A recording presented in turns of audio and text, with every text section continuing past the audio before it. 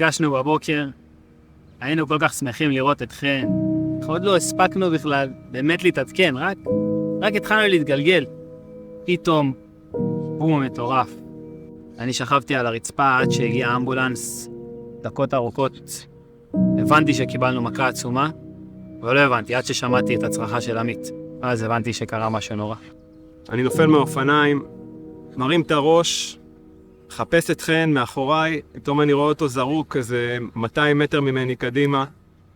רצתי אליו במהירות הכי גדולה שאני יכול, אחרי שווידאתי שיניב בסדר. ומה שראיתי שם, נתתי את הצרחה של החיים שלי, וזה לא יוצא לי מהראש, התמונה שלו שוכב שם, שאין בו טיפת רוח חיים. כמובן שניסיתי להנשים אותו, ניסיתי לצרוח לשמיים שאולי משהו יעזור, אבל הוא כבר לא היה שם. חן, היהלום שנצץ. הוא היה כל כך צנוע. אבל עכשיו שהוא מת, אנחנו רוצים לספר איזה אדם מדהים הוא היה. חן גילה את הטריאטלון, התאהב בספורט הזה, ולקח אותו הכי ברצינות. הוא היה ספורטאי מחונן וצנוע, ואפילו הגיע ראשון בישרמן, שזה חצי איש ברזל מהקשים בעולם.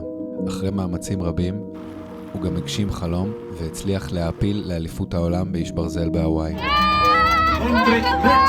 חן היה החבר הכי טוב שניתן לדמיין. תמיד דאג לאחר לפני שדאג לעצמו. הוא אף פעם לא לקח את החיים ברצינות מדי, ותמיד צחק על הכל.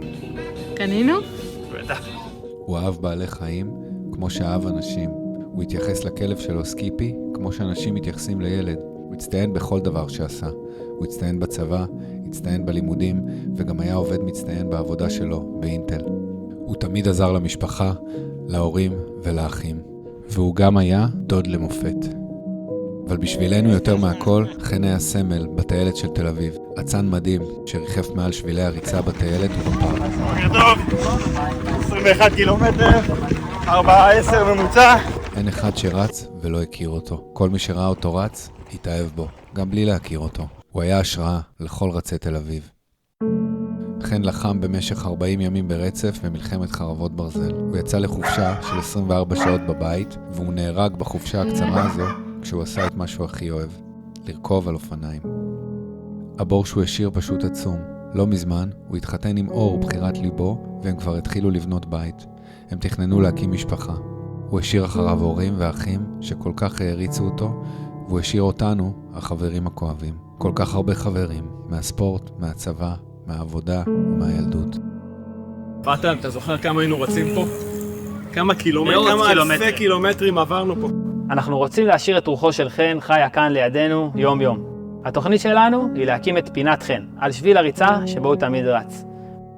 הצלחנו להסביר לעיריית תל אביב כמה חשוב להנציח אותו על השביל הזה שבו הוא היה רץ כל כך הרבה, שכל מי שרץ פה יקבל את ההשראה מהלוקיישן ומהאדם המדהים שהוא היה.